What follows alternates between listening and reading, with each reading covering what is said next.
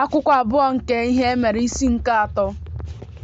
Solomọn wee malite iwu ụlọ Jehova n'ime Jerusalem n'ugwu Moria, ebe Jehova mere ka Devid bụ nna ya hụ ya anya, nke o doziri n'ebe Devid họpụtara, n'ebe nzọcha ọka Ornan bụ onye Jebus.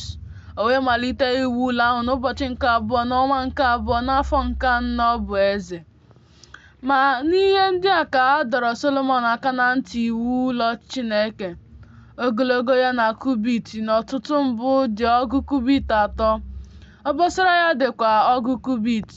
Ụzọ mbata kwa nke dị n'ihu ụlọ ahụ, ogologo ya dị ọgụ kubit. N'ihu obosara ụlọ ahụ, ịdị elu ya dịkwa ọgụ kubit 6. O wee were ọlaedo a na-agwaghị agwa machita ya n'ime. O werekwa osisi fir kpuchie ụlọ ahụ nke dịkarị ukwuu. O wee were ezi ọlaedo kpuchie ya, tụọ akịka nkwụ na ịyagba n'elu ya. O werekwa nkume dị oke ọnụahịa n'ịma mma machita ụlọ ahụ. Ọlaedo ya bụkwa ọlaedo Parvaim. O werekwa ọlaedo kpuchie ụlọ ahụ, bụ ntụghe ya niile, na mbata ụzọ ya niile, na mgbidi ya niile, na ibo ọnụ ụzọ ya niile. O gbukwara egbugbu cherubim na mgbidi ya niile. O mekwara ụlọ nsọ kachasị ụlọ nsọ niile. Ogologo ya dị ọgụ kubit. N'ihu obosara ụlọ ahụ, obosara ya dịkwa ọgụ kubit. O were ezi ọlaedo ha ka nnu talenti na ọgụ 10 kpuchie ya. Ọtụtụ ntụ ya niile dị ọgụ shekel ọlaedo 210. O werekwa ọlaedo kpuchie ime ụlọ ahụ ime ụlọ elu niile.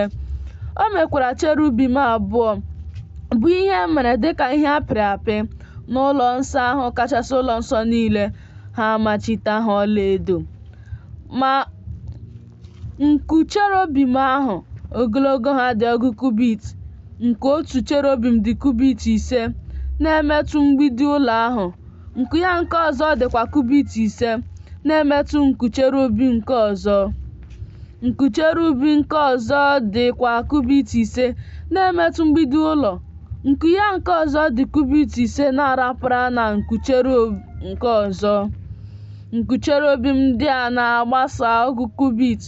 Ha onwe ha na-eguzokwa n'ụkwụ ha n'ihu ha chekwara n'ụlọ. O mekwara akwa mgbochi nke ọghọ anụnụ na ọghọ ododo na ọghọ uhie na ezi akwa ọcha. O wee tụọ akịka cherubim n'elu ya.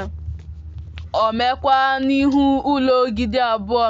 Ọgụ kubit 15 ka ogologo ha dị. 6 nke dị n'elu ha n'otu n'otu dịkwa kubit 5.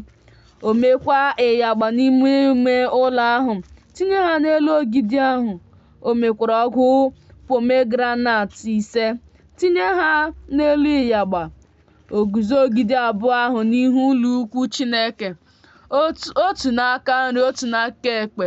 O wee kpọọ aha ogidi aka nri Jakin, na aha ogidi aka ekpe Boaz.